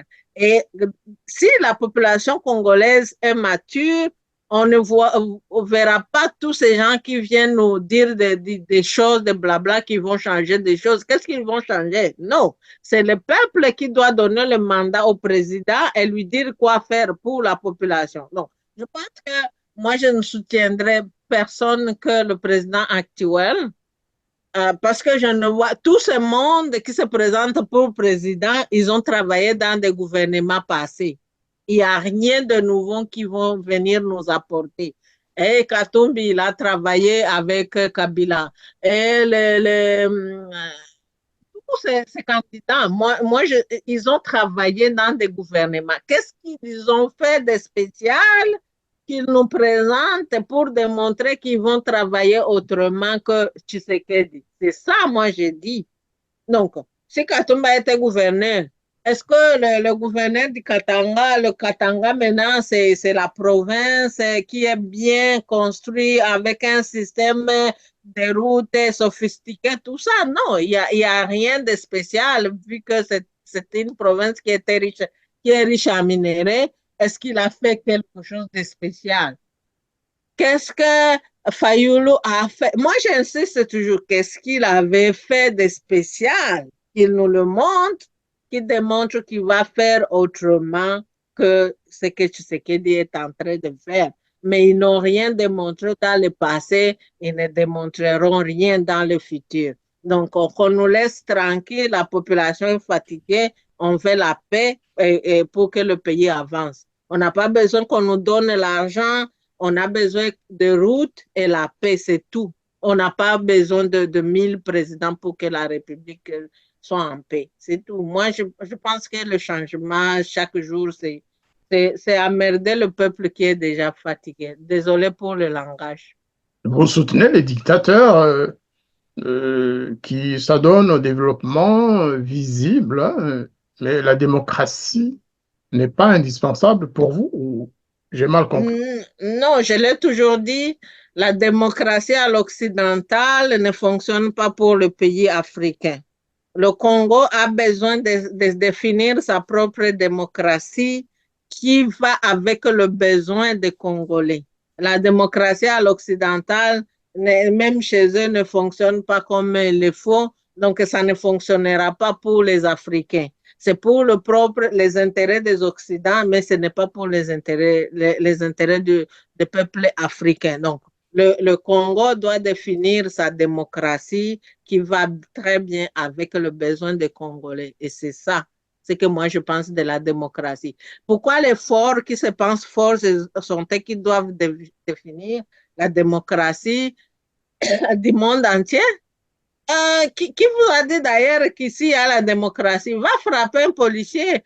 Dernièrement, je vais vous donner l'exemple. Moi, on m'a donné le ticket parce que je n'avais pas renouvelé mon sticker de la voiture. Et puis, j'ai voyagé, j'avais oublié de payer. Ce n'était pas oublié parce que j'étais en voyage, tout ça, tout ça. Je reviens, mon permis a été suspendu. C'est normal. A été suspendu parce que je n'ai pas payé le billet. Fallait Et pas c'est oublier. ça la démocratie à l'Occident. Donc, si c'était il faut quand même que parce que pour eux, ça c'est la sécurité. Il y a l'affaire de la sécurité des gens, des biens et des autres. Donc, le Congolais aussi, nous, on doit définir la démocratie selon nos besoins. Ce n'est pas les autres qui vont venir définir ce que nous avons besoin. Et c'est là où il y a le problème. Même les organisations qui viennent travailler humanitaire, ils vont là-bas chez eux, ils dorment dans des maisons avec l'électricité, il y a de l'eau partout, il y a de bonnes routes. Ils vont définir nos besoins, ça nous les demander. Est-ce que le peuple congolais a exprimé qu'ils ont besoin de Katumbi ou que le peuple congolais a déjà montré qu'ils ont besoin de Tshisekedi. Et c'est tout. Il faut que les gens respectent la volonté du peuple. Et c'est ça la vraie démocratie. La vraie démocratie, on verra. Une fois, on va discuter sur la démocratie modèle, parce que je crois que le président Tshisekedi est lui-même très démocrate. Son idéologie première, c'est celle de son père, Étienne Tshisekedi, qui était un démocrate, sociodémocrate d'ailleurs, et qui croit à la formule actuelle de la démocratie, précisément sociodémocrate. C'était un sociodémocrate. Ouais. Et donc, il ne va pas s'entendre avec Mama Sifa parce que je pense que s'il est élu, il va passer à l'étape supérieure de la sociodémocratie. Et Bon, moi aussi, je pense qu'on va l'aider quand même. j'ai envie de dire à Mama Sifa de bonne chance parce que pour ça, oui, je suis d'accord avec elle, je suis d'accord avec en partie, parce que c'est vrai que la démocratie à l'occidental, en Afrique, ça ne peut pas, enfin, c'est ce qui a amené d'ailleurs la pagaille. Mais puisqu'on est dans ce concept de la démocratie occidentale quand même, on vit avec. Donc, j'ai dit quel est le candidat. Tshisekedi, au moins, il a montré qu'il a un chantier. Donc là, et même dans les débats, hein, quand j'entends les candidats, je n'ai jamais entendu un candidat critiquer Tshisekedi sur un chantier, par exemple. Tel chantier, il a mal fait, moi je vais le finir comme ça. Ils ne disent pas ça. Alors que Tshisekedi, il met sur la table. Voilà, donnez-moi la chance de terminer mes chantiers que j'ai commencé. Voilà un président justement qui présente. Quand il était à Goma, j'ai suivi. Il a parlé des projets qu'il a commencé, des projets qu'il a envie de finir quand on lui accorde notre mandat et second mandat. Mais jamais les autres candidats ne l'attaquent pas sur ce chantier pour dire qu'il a mal fait, qu'il a gaspillé, moi je ferai ci, je ferai ça. Rien, personne. Donc je me dis, c'est vrai que Tshisekedi, voilà, il a à mesure de battre les autres candidats. Je lui souhaite bonne chance.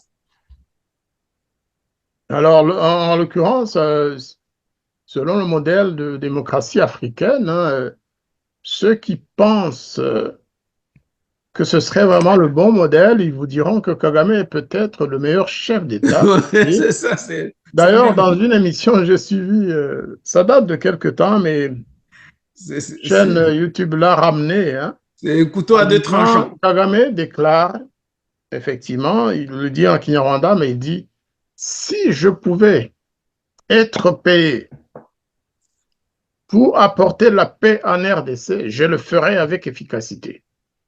C'est-à-dire mais c'est différent. La vraie démocratie, ça doit aller avec les aspirations du peuple. Est-ce que le peuple rwandais est content de ce que le leur président fait? Il va vous dire qu'il est élu à 98%.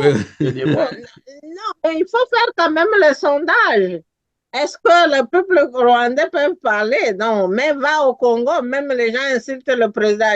Au Rwanda, on insulte le président le même jour qu'il passe la nuit avec les ancêtres. Donc, je pense que quand même, il y a le niveau, c'est quelque chose de mesurable. Moi, je parle à l'africaine, mais il faut quand même qu'il soit mesurable. Est-ce que le peuple congolais est content? Est-ce que on voit quand même, on rêve avec. Moi, j'étais à Goma, mais à l'époque de Kabila, à 6 heures, les gens devaient être dans la maison. Maintenant, à Goma, malgré qu'il y a la guerre à 20 km, les gens passent la nuit, ils font des fêtes chaque jour, ils rentrent chez eux pendant la nuit. Il y a moins de fusillades et le business avance, les gens construisent. Quand même, on voit qu'il y a l'espoir. Les gens travaillent fort. Ils savent que même s'il y a quelque chose à 20 km, mais le gouvernement est en train de travailler pour essayer de trouver la solution. C'est ça la différence. Tu peux voir que quand même il y a l'espoir. Même le Rwandais, même viennent au Congo. Donc, je pense que oui, la démocratie à l'africaine, il y a certains pays qui ont essayé de le faire. Ils sont devenus comme les Hitler. Oui, on le voit. Et notre président d'ailleurs a mentionné un président. Mais quand même, il faut que l'Afrique repense sa démocratie qui s'ajuste aux besoins du peuple. Moi, je suis travailleuse sociale. Quand on fait le plan d'intervention, il faut aller avec le besoin de la personne. Si la personne dit mon besoin principal, c'est ça, il faut aller avec ça. Mais moi, je ne peux pas venir, oh, moi, je suis la travailleuse sociale, je connais tes besoins plus que toi, on va commencer par là. Non, c'est pourquoi l'Afrique, le Congo doit avoir sa propre démocratie qui s'ajuste à leurs besoins, c'est tout. Le Jean-Claude Ndungu, est-ce que vous croyez à la démocratie africaine, à l'africaine, je veux dire? La démocratie africaine peut avoir un sens, mais Tatabo, Mokolombo, Mokonjibo, mais ça peut avoir un sens. Mais puisqu'on est dans une sorte de moule, autant justement, en attendant justement que Massif va dire qu'il faut que les Africains repensent leur démocratie. Et voilà, quels sont ces Africains? Qui sont ces Africains qui vont repenser justement, il faudrait trouver ces Africains qui vont repenser la démocratie africaine, que j'appelle de tous mes voeux aussi. Hein, voilà, voilà l'État-nation, hein, des États-nations africaines qui ont toujours existé, qui ont existé. Il y avait des États-nations, des empires qui ont été créés avant même l'arrivée des Blancs en Afrique. Mais quel homme va repenser? William Ruto, Museveni, Kagame? Non, ben voilà, c'est ça le problème aussi de l'Afrique, c'est ça. Mais je crois que la démocratie va aussi avec la liberté, en fait. La Voilà, liberté exactement, oui. de penser, la liberté de faire, la liberté d'association, la liberté d'expression. Et sincèrement, pour ceux qui connaissent quand même la RDC, moi, je ne cesse de m'étonner de cette liberté d'expression qui existe en RDC aujourd'hui, Ouais. qui n'existait pas il y a 5 ans. Il faut quand même qu'on le reconnaisse aussi. Les Congolais parlaient, ils pouvaient s'exprimer, mais souvent, ça se passait mal.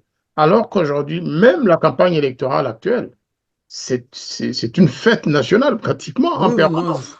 Maintenant, il y a des violences, il y a des mots de trop, on s'insulte entre candidats, on se menace, mais c'est un pas énorme, la liberté d'expression, la liberté d'organisation.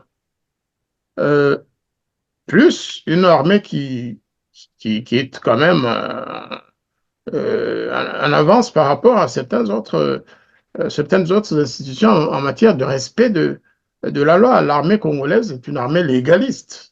Il faut qu'on le dise Mais vous aussi. l'avez dit là, vous l'avez dit, hein, vous Ouais. l'avez dit en disant que Tshisekedi a grandi sous les aisselles de son père, et puis il a vécu longtemps ici en Europe, il a vu comment la démocratie, et puis là, il sait que les institutions, une armée forte et tout ça, et il voit comment les institutions fortes, justement, font un État-nation. Moi, je pense que c'est tout ça qu'il est en train de construire. Justement, qu'on lui donne le temps de finir ce chantier. Comme il est démocrate, le moment venu, son deuxième mandat fini, il va se retirer. Il aura préparé, justement, baliser le chemin pour la vraie démocratie, qu'on lui donne cette chance vraiment de faire son deuxième mandat pour voir les merveilles qu'il va faire.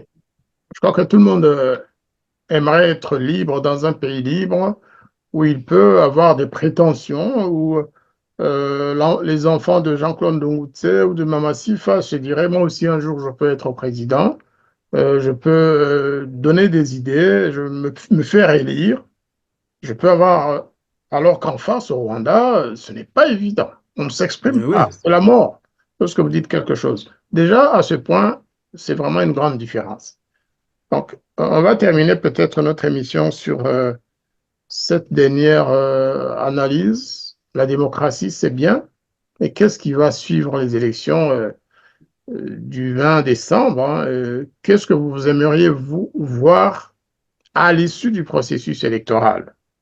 Qu'est-ce que vous demanderiez aux opposants ou au gouvernement actuel d'ailleurs de faire? Quel comportement devrait-il garder pour poursuivre la construction d'un Congo fort, comme l'a dit Mama Sifa, au sein de l'EAC, au sein de la SADC et au sein de l'Afrique en général, et même à l'égard de la communauté internationale, à l'égard des États-Unis, qui disent avoir l'œil sur le Congo, qui surveillent les allées et venues, qui voient les oiseaux passer, les mouches ou les moustiques au sol, en train de...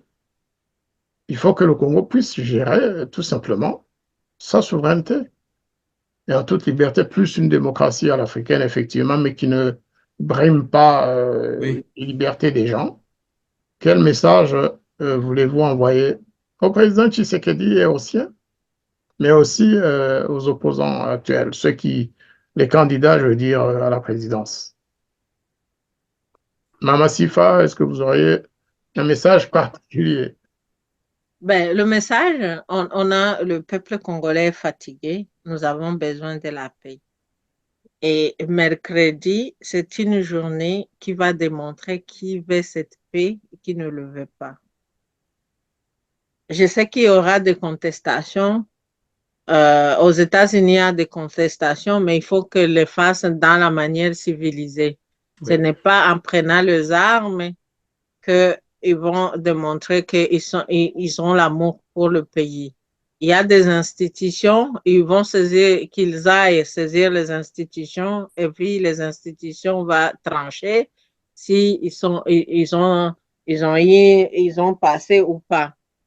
Euh, je tiens aussi, je vais envoyer le message au président de la République sortant.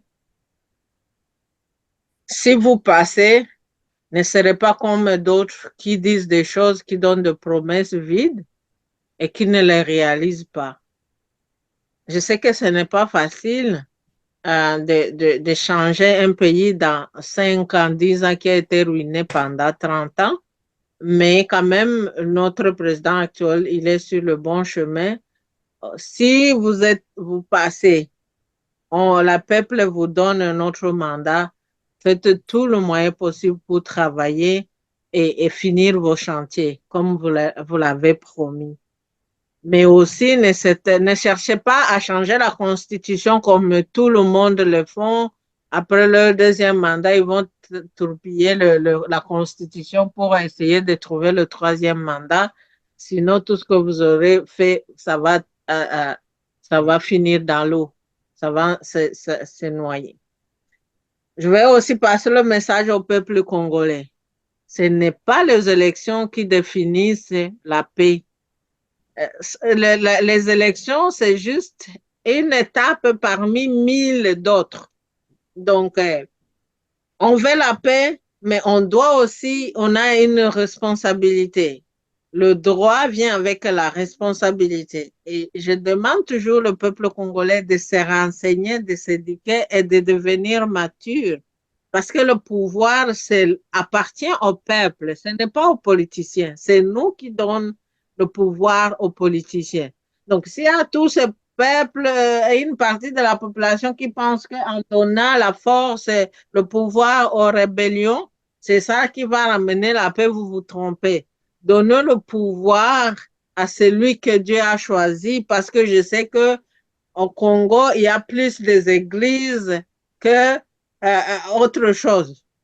Donc, tous ces mondes qui vont prier pour que le Congo ait la paix. Et vous savez que tout pouvoir vient de Dieu. Si Dieu a choisi Tshisekedi, rallions-nous derrière lui et puis travaillons. Ce n'est pas lui qui va venir travailler chez nous au village pour changer les choses, mais on peut lui demander de nous aider dans tout ce que nous voulons faire pour développer notre pays. Et c'est là où le Congo a mal, parce que beaucoup de gens pensent, OK, je sais que c'est le président, il va descendre chez nous pour changer les choses. Il faut nous autres aussi de travailler pour changer les choses. Et puis il va nous aider, il va nous aider. Donc, je demande la maturité du peuple. On doit être mature si vraiment on veut la paix, il faut travailler pour avoir la paix. Je ne manquerai pas d'encourager nos vaillants soldats, nos jeunes Ouazalendo qui sont sur le champ de bataille. Je sais qu'ils dorment sous la pluie, sans manger. Et il y en a ceux qui ont perdu les leurs, il y a ceux qui ont perdu la vie. Donc, moi, je ne manquerai pas toujours de les encourager et de dire bravo à nos voyants soldats. Parce que tout ce qu'on voit, les Américains viennent s'impliquer maintenant, c'est parce que vous avez démontré que le peuple congolais a une armée, la jeunesse, qui peut se défendre, même si l'armée nationale ne peut rien faire, même s'ils sont dans le cessez-le-feu, il y a toujours les enfants qui sont là pour garder les frontières de nos pays. Donc, je vous encourage de continuer à se battre. Nous sommes derrière vous et nous allons vaincre cette guerre que le multinational, les pays voisins nous imposent. tous ces ralliements qu'ils sont en train de faire, ça démontre qu'ils ont vu que ça ne sera pas facile. Ils essayent de se renforcer mutuellement pour voir s'ils peuvent frapper ici et là. Mais ils vont échouer. La patrie ou la mort, nous Nous vaincrons. vaincrons et que le meilleur gagne, hein, pour le Congo, bien sûr, et pour la région. Parce que toute la région a aussi besoin de la paix. Jean-Claude Ndongoutse, quel est le message que vous souhaiteriez lancer aux dirigeants actuels du pays, à l'opposition, mais aussi aux populations Aux de dirigeants chez actuels, nous, Nord surtout Kivu aux au Sud Kivu? candidats, hein, surtout aux candidats qui s'apprêtent à diriger le pays demain. Donc, je dis, hein, vous pouvez être élu à 51% de voix. Pensez aux 49% qui n'ont pas voté pour vous. Donc là, vous êtes élu, vous êtes le président de ces 51, vos partisans 51%, mais vous êtes aussi le président de 49% qui n'ont pas voté pour vous. Donc il faut essayer d'ailleurs, moi, c'est un président, je pense que c'est Mitterrand qui avait prononcé ce discours. Il avait été élu à 50%, il a dit, je suis président des 49 qui n'ont pas voté pour moi, donc nous nous rassemblons, voilà, nous commençons un nouveau départ. Ça, c'est très, très important. Que Tshisekedi soit réélu, donc je lui souhaite de tous mes voeux, il va continuer son chantier, et que la personne qui sera élue à la place de Tshisekedi, il va continuer, parce que là, c'est ça aussi. Il faut que la démocratie, que ce soit la continuité sur le progrès et le développement du pays. Il y a des gens qui sont élus. J'ai vu voilà, j'aime toujours donner l'exemple du Rwanda, quand ils ont brûlé des bibliothèques au Rwanda, des bibliothèques parce qu'ils étaient des livres en français, ils ont tout brûlé. Ils ont fait la même chose quand ils sont arrivés chez nous à Nyakariba. Ils ont brûlé la salle d'archives de la parole de Nyakariba, qui vraiment c'était une salle d'archives où il y avait des documents pour montrer comment l'immigration, les prêtres, les pères blancs qui étaient là avaient fait un travail formidable. Mais ils ont tout brûlé. Donc là, c'est sur ces gens-là, ils ne pensent pas, ils pensent justement, c'est Carpe diem d'Horace, ils ne pensent pas au lendemain. Je crée le jour présent, voilà, je me connais du présent, le lendemain, je m'en fous. Mais le lendemain, il faut penser à vos enfants, il faut penser au pays. Vous êtes président d'un pays, vous n'êtes pas président de vous-même, de votre clan. Donc là, ces gens-là, vraiment, je les appelle à la retenue. Voilà. C'est lui qui, Mamassif l'a dit, vous vous estimez lésé parce que vous avez perdu. Il y a des voies pour contester. Ce n'est pas les armes. Et là, justement, je dis, parce que le colonel Nanga, sa démarche, c'était dans la voie de la contestation. Voilà, c'était ça. C'était ça. Mais on l'a découvert. On sait que c'est ça. Et nos Wazalendo, que je soutiens, que j'encourage, qui ne tombent pas comme ils l'ont toujours si bien fait, qui ne tombent pas dans les pièges de l'ethnisme. Que Nanga soit Hima, que Ruto soit Niroti, que Museveni. Non. Au Congo, nous avons toujours vécu ensemble. Ne tombez pas, vous l'avez toujours si bien géré, ne tombez pas dans l'ethnisme. Donc, soyez toujours vous, soyez les Wazalendo, les patriotes, pour défendre la patrie. Et donc, j'emboîterai pas Mamassifa, la patrie ou la mort, nous vaincrons. Je vous remercie beaucoup pour cette conclusion très, très constructive et positive. Sauf que, bien sûr, lorsqu'on est obligé de défendre une partie du peuple qui est persécuté, on doit le faire sans être accusé nécessairement d'ethnisme. Hein. Tout à fait. Lorsqu'on défend les faibles, les opprimés, les persécutés, la coïncidence avec la défense d'une partie de la population n'est pas nécessairement négative. Il faut le faire, il faut défendre les gens qui sont persécutés. Et malheureusement, dans notre région, c'est souvent le cas. Lorsqu'il y a un gouvernement ou un pouvoir qui fait de la préférence ethnique, les autres sont obligés de se battre ensemble pour résister et pour survivre, en fait. C'est tout simplement cela. Et je crois d'ailleurs que dans le bilan du président Tshisekedi, très sincèrement, le bilan le plus visible et qui aura un impact à long terme sur la situation, sur la stabilité de la RDC, c'est le fait d'avoir, de mon point de vue, d'avoir légalisé le phénomène des Wazalendo, d'avoir légalisé le patriotisme et le devoir, ce qui était déjà le cas dans la Constitution de la République démocratique du Congo. mais ça n'avait jamais été acté. Et aujourd'hui, les Wazaliens répondent à la nécessité constitutionnelle et aussi à la nécessité de protection du pays dans sa partie qui est agressée et occupée par des prédateurs étrangers. Ça, c'est une réalisation qu'on le veuille ou non. On ne pourra jamais plus mettre fin au phénomène ouazalien. Ce n'est même pas un phénomène, c'est tout simplement une réalité sociologique du pays qui s'impose demain après les élections, même si les troupes rwandaises et le M23 déguerpissaient et repartaient au Rwanda ou en Ouganda, même si l'EAC retirait ses troupes. J'espère qu'on ne va pas toucher aux Ouazalendo. Les Ouazalendo méritent mieux que ça, méritent vraiment d'être une force combattante et faisant partie de, tout simplement, de l'armée nationale. Voilà. C'est ce que je voulais dire. Et une fois encore, je vous remercie de l'appui que vous avez apporté aux Ouazalendo, bien sûr, et à la population du Nord Kivu et à tous ceux qui souffrent pendant cette saison, d'ailleurs, qui n'est pas enviable. Hein. Vivement la paix. À jour J-3, espérons que la paix reviendra très vite dans cette région. Je vous remercie beaucoup et à très bientôt. À très bientôt. Merci.